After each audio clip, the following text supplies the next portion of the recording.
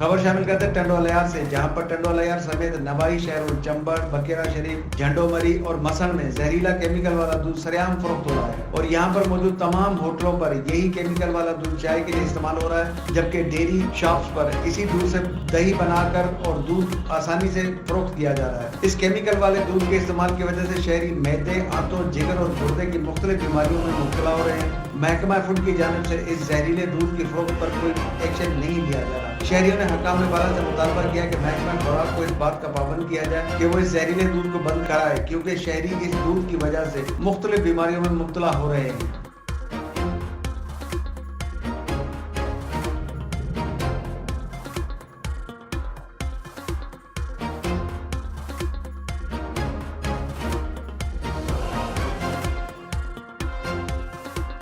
मजीद खबरों और अपडेट्स के लिए देखते रहिए हमारा YouTube चैनल HRJDO न्यूज़।